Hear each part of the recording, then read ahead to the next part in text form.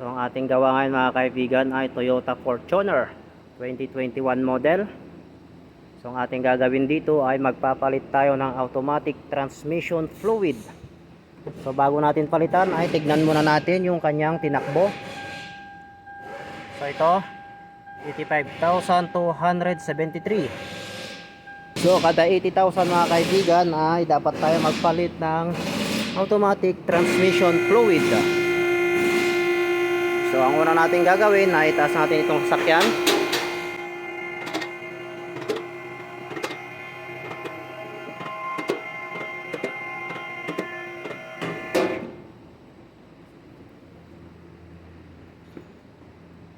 So tanggalin muna natin itong cover na to, saka tayo mag-drain ng kanyang langis.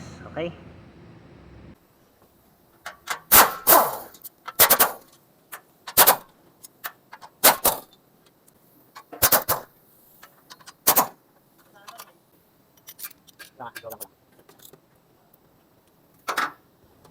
So i-drain na natin yung kanyang langis.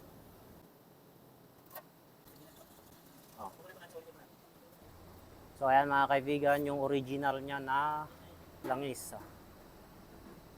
So ito ay first time pa lang.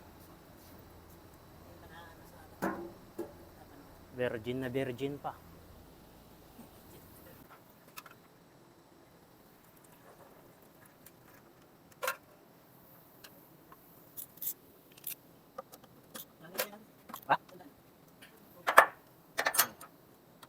Dito natin dito. Bawali ko lang. Bawali ko. Bawali. Saka dito.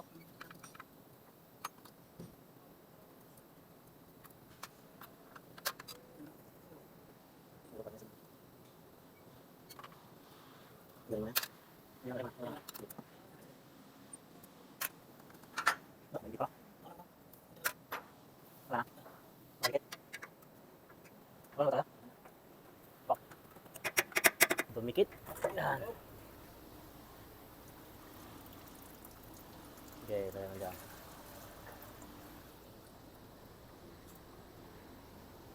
So, ayan mga kaibigan, natanggal na natin itong kanyang oil pan.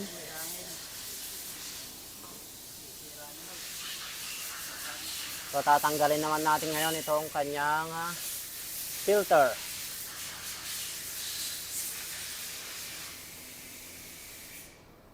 Ayan. So, ito.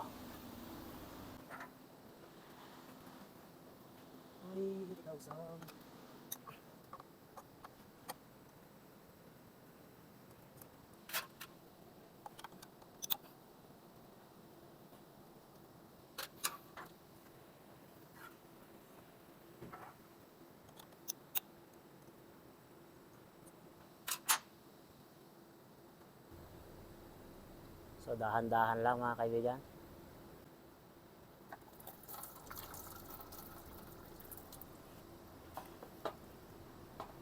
So ito ay may o-ring. Ayan.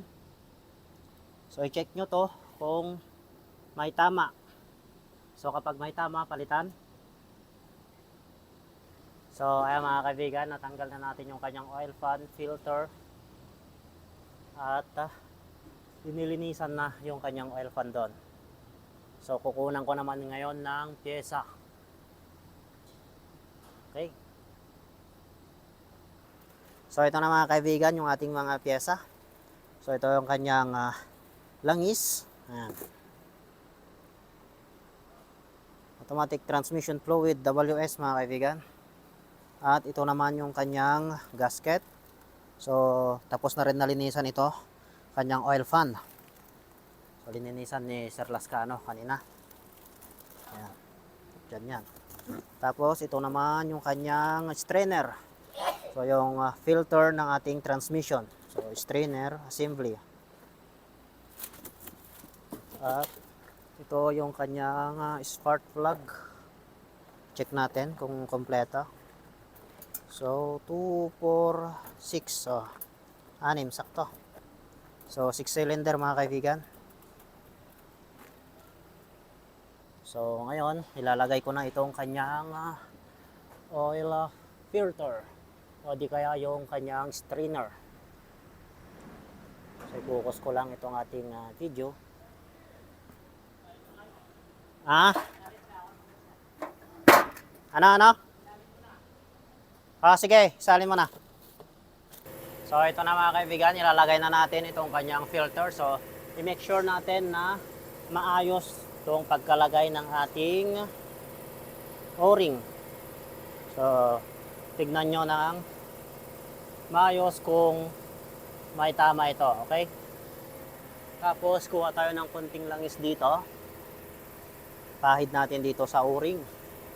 Yan. Yan. Tapos pagkatapos, saka naman natin isalpak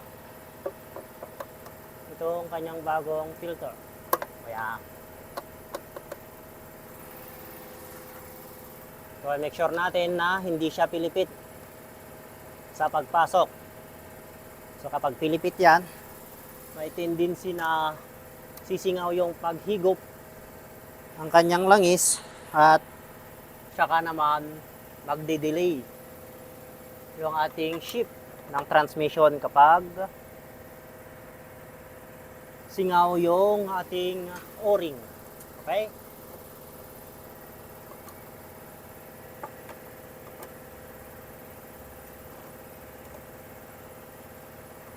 Ayan. Tapos sa final na natin higpit. Ayan. Double check. 1,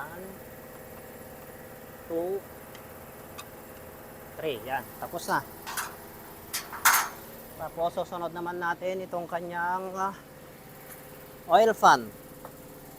So punasan lang muna natin dito. So gamit kayo ng tissue. So iwasan nyo lang itong mga sensor.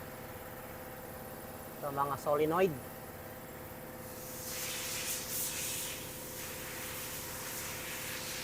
Okay.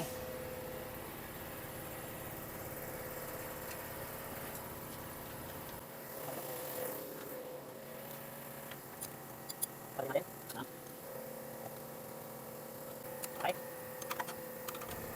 Ikutan natin na final yung kanyang higpit. Para sure. Okay, good na. So ngayon naman ay maglalagay naman tayo ng langis. So dito naman yan. Pinalagyan. So yun, kung makikita nyo yun. Ito yung ating tatanggalin.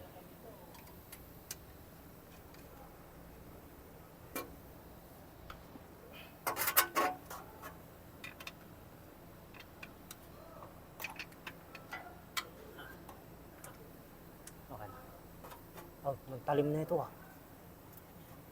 Sus. Sabi nila nasa drain. Ano? Pwede na.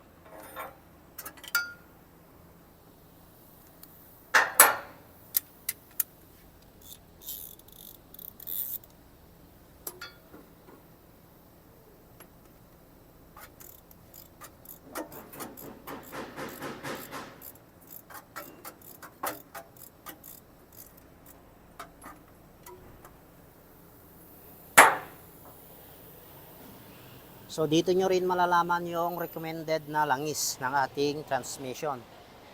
So ito. So ayan, nakikita. WS. So tama yung ating langis. So lalagyan naman natin ngayon ng langis. So dito yan.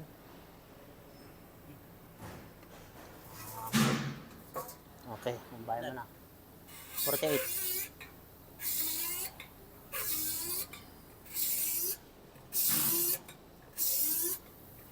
So ayan dyan. So ito naman yung ating pamumba para umakyat yung langis.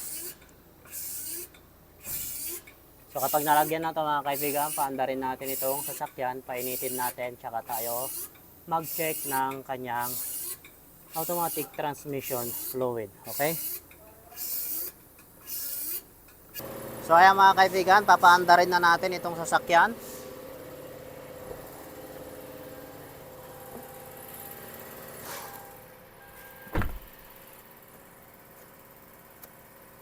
Ignition on.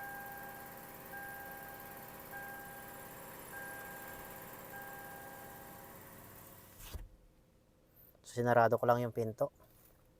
Start.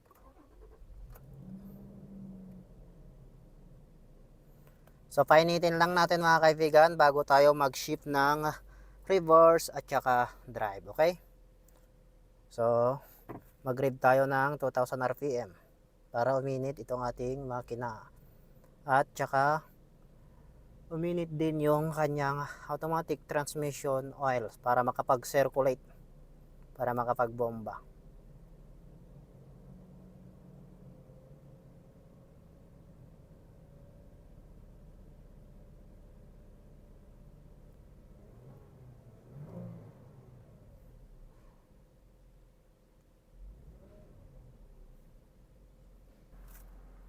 So makikita naman natin dito mga kaibigan kung uminit na yung ating makina. So ayan.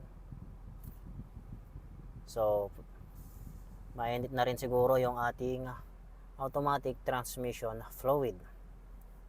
So kapag ganyan mga kaibigan, ay pwede na tayong mag-shift ng reverse at saka drive. Yan, reverse. Kita sa likod. Bitaw konti itong ating preno. Tapos preno ulit. Drive. Bitaw konti yung preno. Ayan. Reverse. Bitaw ulit konti. Tapos park. Tapos handbrake. Rev ulit ng 2000.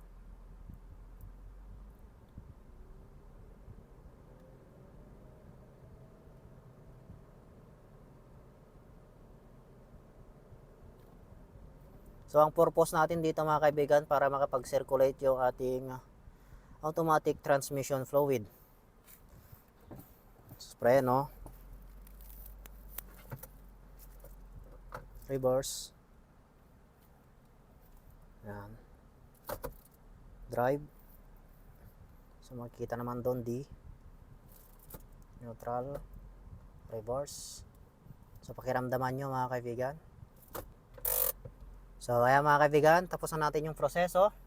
So punta naman tayo sa ilalim. So ang gagawin natin kapag ganito mga kaibigan ay patayin natin yung kanyang aircon. Ayan. Para hindi magtaas-taas baba yung kanyang minor. So ayan, bumaba na yung minor. So itaas natin itong sasakyan, tsaka naman tayo mag-check ng kanyang fluid.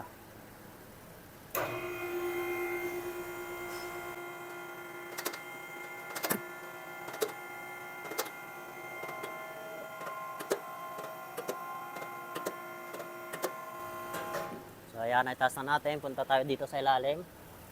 So, natin dito sa checking. So, ito yung ating tatanggalin. Okay?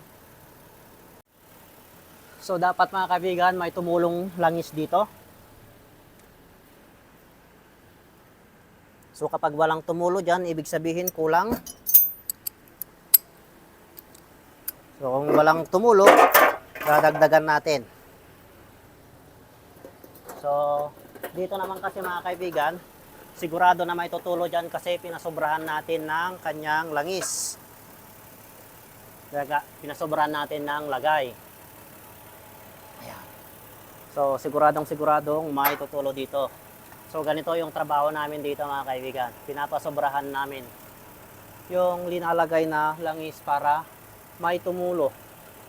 Para ma-check natin ng maayos itong kanyang automatic transmission fluid.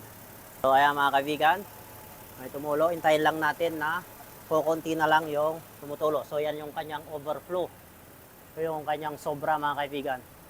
So may oil level kasi yan mga kaibigan doon sa kanyang oil fan. So ayan, kapag ganyan, hintayin lang natin konti. So kapag ganyan na mga kaibigan ay ayos na yan. So ibig sabihin ay good na itong ating transmission oil. So, ganun lang mga kaibigan kung paano mag-check ng ating langis ng transmission. Okay? Kung paano magpalit. So, sana ay may natutunan kayo dito. So, double check na lang. Fit dito para Kung sakaling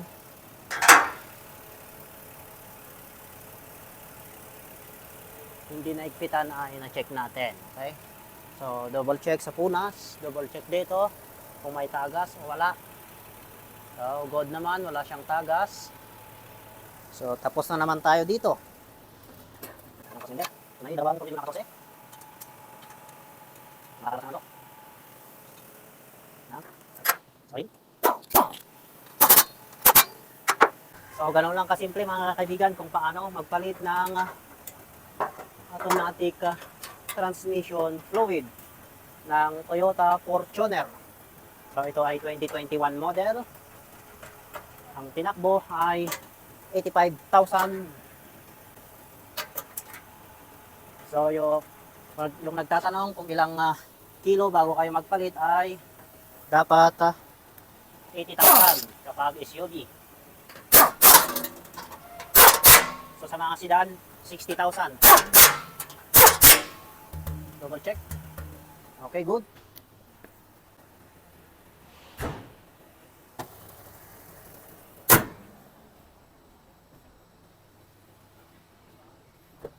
So, ganun lang mga kaibigan kung paano magpalit ng automatic transmission fluid. So, tapos na naman tayo sa isa nating gawa. So, ilalabas na natin ito para makuha na ng may-ari.